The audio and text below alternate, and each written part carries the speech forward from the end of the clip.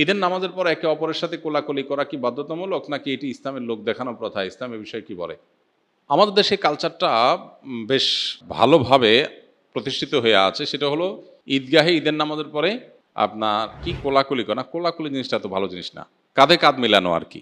কোলাকুলি মানে একজন আরেকজনকে কোলে নেওয়া। একজন বড় মানুষ, প্রাপ্তবয়স্ক মানুষ আরেকজনকে কোলে নিবে, এটা তো শুনতেও অড শোনা যায়। কোলাকুলি মানে কি?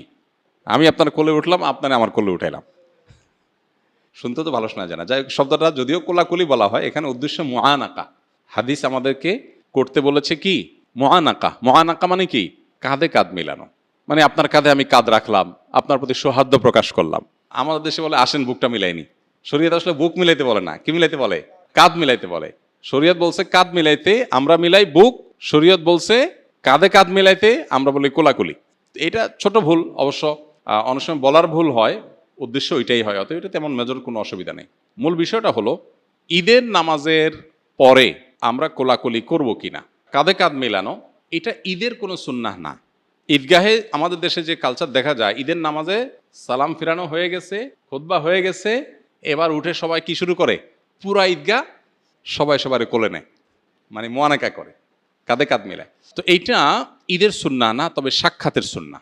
এটা ঠিক যে আমাদের দেশে গ্রামে হোক শহরে হোক ঈদগাহে অনেক মানুষের সাথে অনেক দিন পরে দেখা হয়। বিশেষ করে গ্রামে যারা ঈদ করেন তারা তো জানেন, ঢাকা থেকে, চিটাগাং থেকে, বিভিন্ন জায়গা থেকে, দেশ থেকে, বিদেশ থেকে মানুষজন ঈদগাহে, কয়েক গ্রামের মানুষ, কয়েক মহল্লার মানুষ একসাথ হয়। এই যে একসাথ হয়, তখন কি হয়?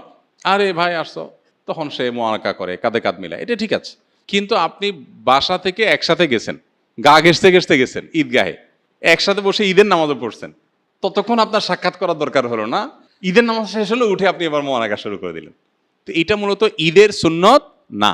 তারপরেও আমাদের ঈদের কালচারে পরিণত হয়েছে এটা। এটা যদি মোয়ানাকার সুন্নাহ মনে না করে জাস্ট ঈদের শুভেচ্ছা বিনিময়ের অংশ হিসাবে, সামাজিক কৃষ্টি হিসাবে, আপনার কেউ কারোর সাথে হাসি মুখে সাক্ষাতের অংশ হিসাবে জাস্ট ঈদের কালচার হিসাবে কেউ করতে চায়, তো সেটা সুন্নাহ মনে না করলে, মোয়ানাকা মনে না করলে, এমনি একজন আরেকজনের সাথে হাত মিলানো, বিভিন্নভাবে সৌহার্দ্য প্রকাশ করা, সৌহার্দ্য প্রকাশ, সম্প্রীতি প্রকাশ হিসাবে যদি হয়, সেটা একটা লেভেল পর্যন্ত হতে পারে। বাট এটা আমাদের দেশে মোটামুটি ঈদের সুন্নাহ হিসাবে অনেকে মনে করেন এবং প্রতিষ্ঠিত আছে। এই ধারণাটা আমাদের ভাঙতে হবে, যেটার সাথে ঈদের সুন্নাহর কোনো সম্পর্ক নাই।